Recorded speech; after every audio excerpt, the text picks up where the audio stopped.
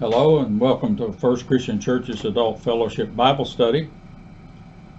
After 6 chapters of tantalizing us in Hebrews with the difficulty of some key chapters that are coming, we're there. We begin today with a study of chapters 7 through 10, which will take us several months. Up to this point, we have clearly seen that the storyline in Hebrews is not consistent necessarily with the Synoptic Gospels, and the author of Hebrews has been preparing his audience for a difficult lesson, and that lesson is buried in chapters 7 through 10. For example, in chapter 5, he said, "We are dealing with a matter for which there is much to say that is hard to be explained." We will begin to appreciate the difficulty and complexities of it today. How does Hebrews establish this key teaching that Christ is the high priest of the order of Melchizedek? The specifics of that teaching are laid out in chapters 7 through 10. Today we will look only at the opening 3 verses of chapter 7 and present what the religious scholar Dr. Timothy Johnson at Emory University says is the start of Hebrews' mystical interpretation of a historical account in Genesis. We will read both the historical account in Genesis and the Hebrews' opening interpretation or midrash of it in Hebrews. So let's start with going back to Genesis to get the text that he tends to be referring to here, which is chapter 14, verses 17 through 20, which I'll read first in the New Revised Standard Version.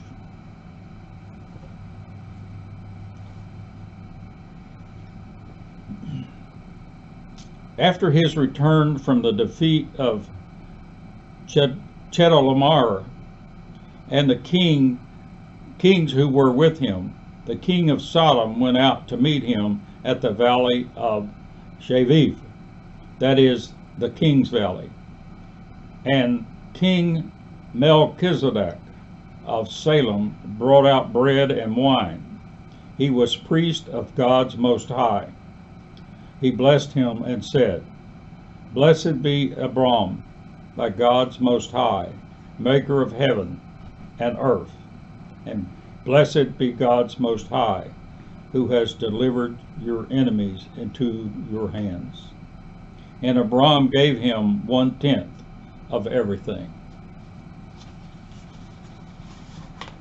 So that's the Genesis reading. Let's now read the opening 3 verses of Hebrews, what Hebrews essentially says about that.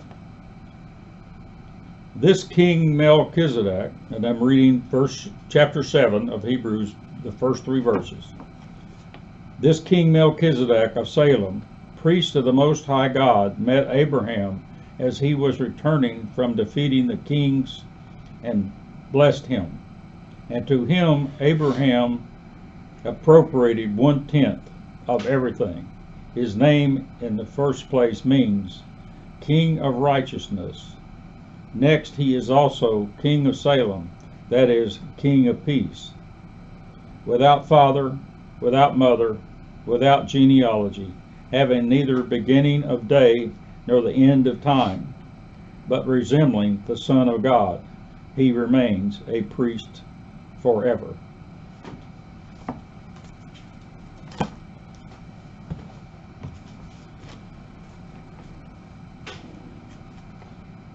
These opening 3 verses in Hebrews are devoted to only the first 10 verses of Hebrews are devoted to the person or figure, if you will, historical Melchizedek and his meeting of Abraham.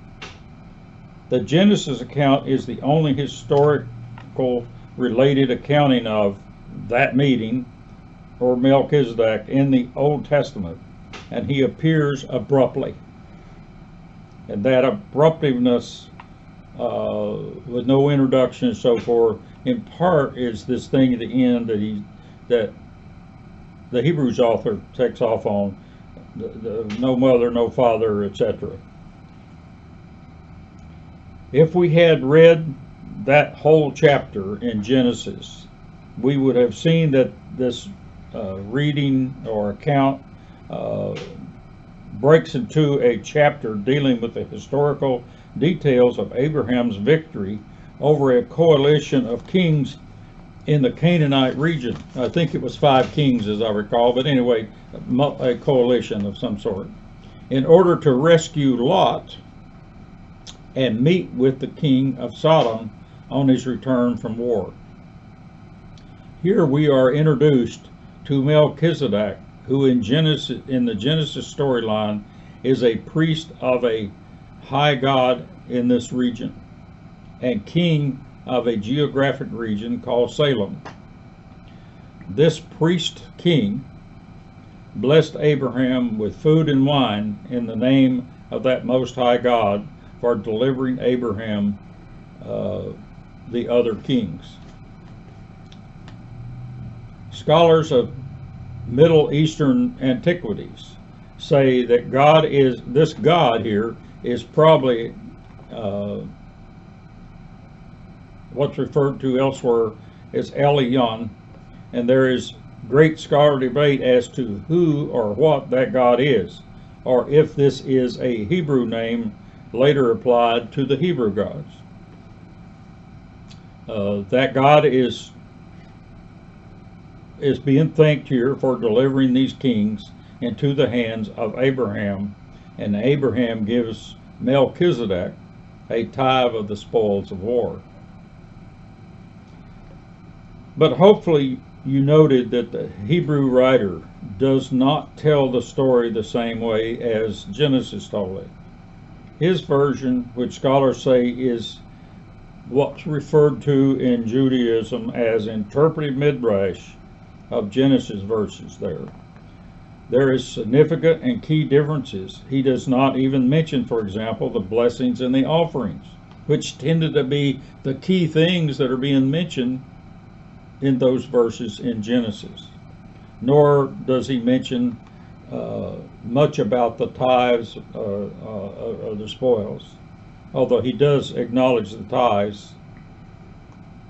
Hebrew seems only interested in this high priest aspect of tying Melchizedek to Abraham. That's what scholars say seems to be the key point.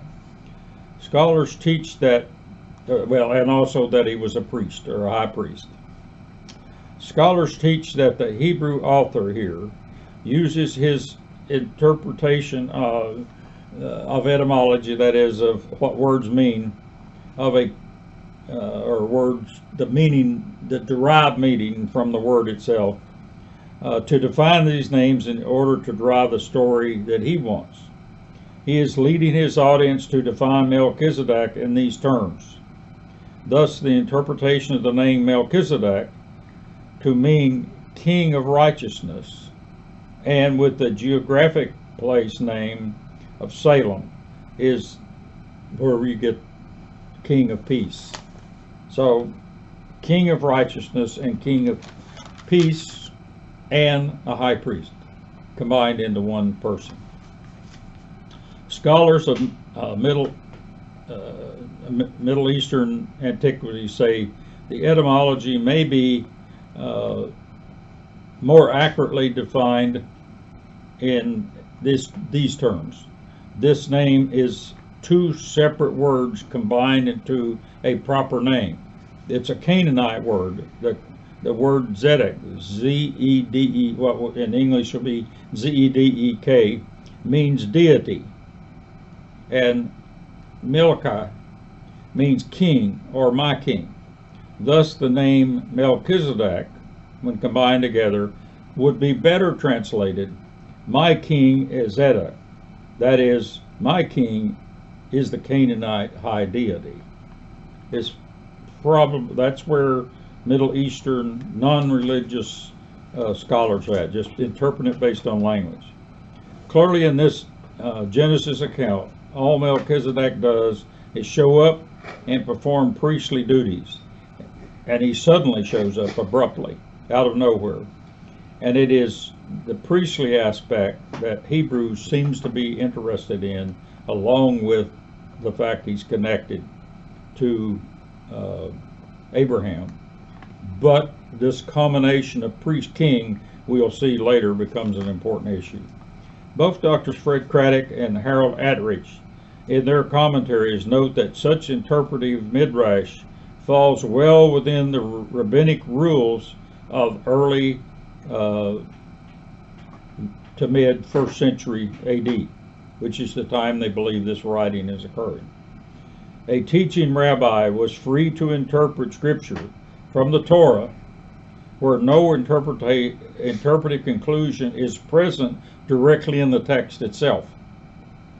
So this Hebrew approach, or the approach here in Hebrews, meets classic rabbinic exegesis, allowing the writer and reader to draw his own interpretation and emphasis for this occasion.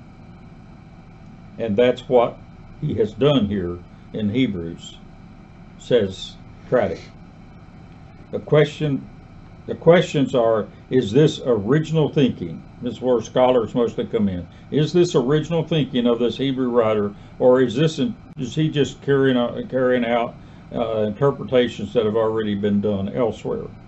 Several scholars report that the figure Melchizedek generated much interest in Judaism during the period after exile, that is, after the Babylonian exile, and was especially strong during the late Greek occupation, during this period in which the Apocrypha material was written, these books of Maccabee and so forth, movements from which Christianity evolves. It was very active in the apocalyptic Jewish movement. And it's from the apocalyptic Jewish movement that Christianity evolved. It was very, very active from 200 BC on into the first several hundred years of even Christianity, and also likewise in certain sects of Judaism. Craddock says there is good evidence that the thinking used here in Hebrews was consistent with standard Jewish interpretation of Melchizedek at the time in these apocalyptic sects of Judaism, minus, of course, the identification with Christ, which the Christians place in there. Christ association with this new part, of course, is the Christian interpretation that Hebrews is providing here. We see it, scholars say, to a degree, not just in Hebrews, but in some of Philo of Alexander's writings and Josephus, and also in the Qumran community, that is the Dead Sea Scrolls, specifically that material found in Cave 11. Dr. Harold Attridge, in his commentary, says that prior to the development of the Jewish apocalyptic theology, Melchizedek was nothing more than a Canaanite human priest king.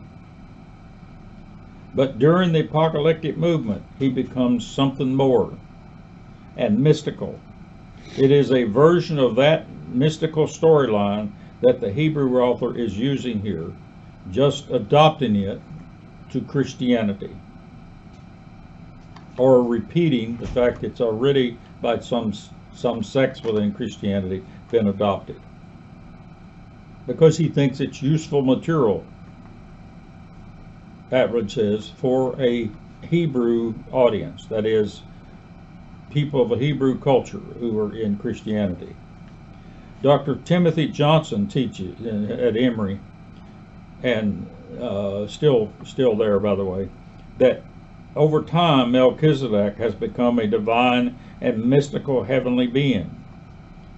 Atridge says he has evolved in the apocalyptic theology of the time to something deeper than the historic figure that appeared in the ancient Canaanite figure back there in Genesis.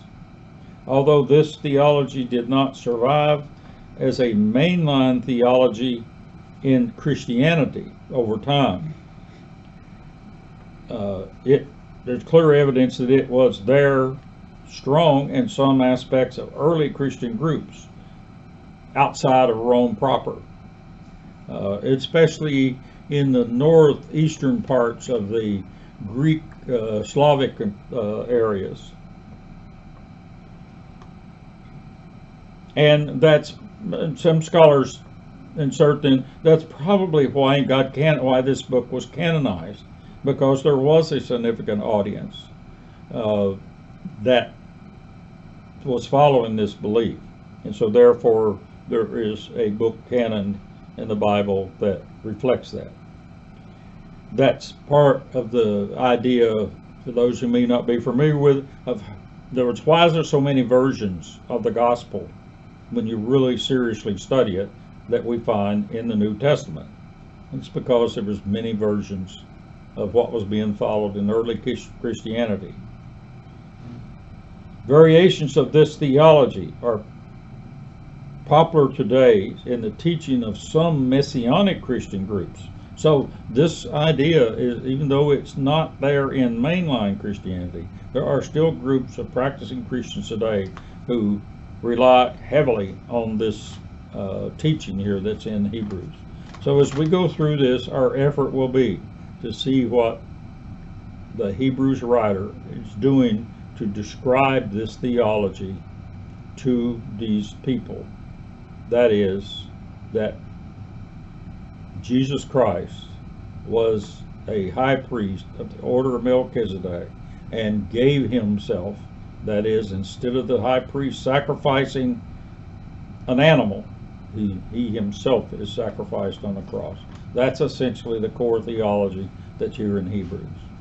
Hope this gives you some introduction to the difficulty that we're going to be looking at as we begin to go through this.